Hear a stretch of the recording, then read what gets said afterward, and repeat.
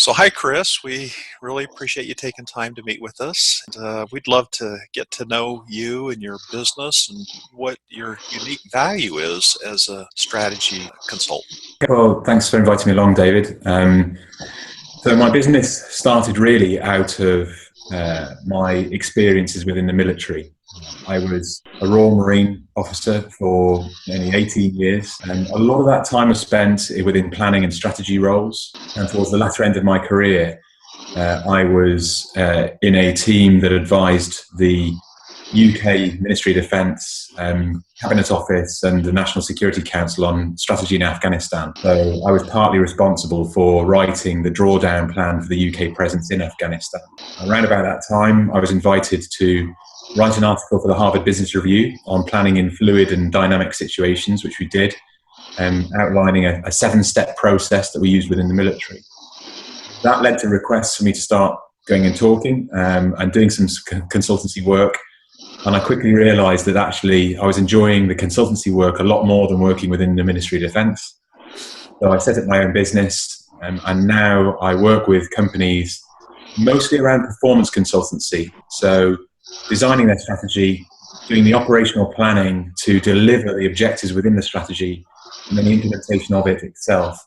And a significant proportion of that work now has revolved around stress testing plans to ensure that you get the best out of the plan and you achieve success.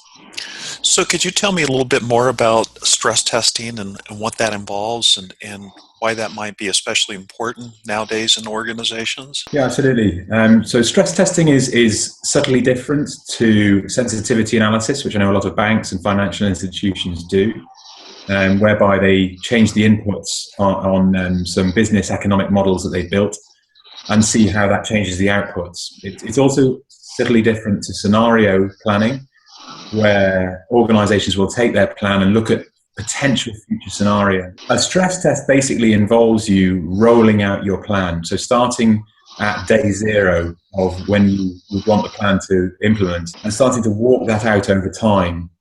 You can do that and you start to identify where the likely risks, opportunities are, where you might have to develop contingency plans. And it starts to identify how stakeholders are likely to react to your plan. So it's not just a scenario, you start to identify what the likely scenarios are going to be, because you'll make your move and then another team will look at how they would make their move. So you start to identify this sort of action-reaction piece that over time helps you make the plan much more detailed and much more mitigated in terms of risk. Importantly, though, it also means that everybody in the room understands exactly what the plan is and where it's meant to be going. So in terms of buying in change from the organisation, it's really quite crucial, because the red team, if you like, the away team who are putting the stress on the home team's plan, they are often drawn from the shop floor because they're the people who'll know whether the plan will succeed or not. So that buys you in a huge appetite for change from the top to the bottom of the organisation. When you look at Ron Ashkenas's article in HBR last year, in which he says that 60 to 70% of change initiatives fail, that appetite for change, that understanding of the plan, that understanding of where it's going to go, I think is vitally important. The beauty of a stress test is that it addresses multiple issues within the sort of the strategy execution area in one single hit. So you are improving your plan first and foremost, because you are starting to identify where the risks are, where the opportunities are, stakeholder interdependencies, how stakeholders may be reacting against one another, how stakeholders will react to one another, because often different stakeholders have very divergent views on where you want to come from and what you want to do. So on the one half, you're developing and improving your plan and improving its chances of success.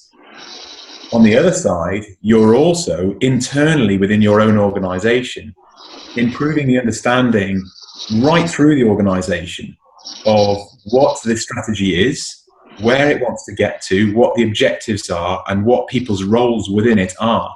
And then, having felt like they've had the opportunity to contribute to it, because by contributing to it, they feel they own a part of it. They've been partially responsible for it, the final design, the final version.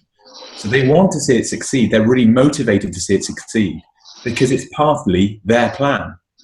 Your people and your employees are arguably the very best consultants you will ever have. If you use them better, if you listen to them and give them a voice, then it doesn't necessarily mean that they're choosing where you're going or what you're doing. The board still has the executive decision, same as a high-ranking officer does in the military. But they've had the opportunity to contribute. They've helped educate you as to what will and what won't work, because often it's them that know, not you. So as we look at your stress testing strategy, it seems to really require that executives really get out of the boardroom more and spend a lot more time with the individual organizations that come under them. Do you ever run into issues associated with that? Actually, you tend not to have so much resistance to a stress test once people understand what they will get from it compared to how much it will demand of their time. I mean, you can stress test a project plan or an individual program that's relatively straightforward within an hour, 2 hours at the most. When we looked at doing some work for Shell, we were stress testing some plans for Shell, and theirs was a 10-year program, and we did it in 1 day. So actually trying to convince people to take part isn't generally the difficulty.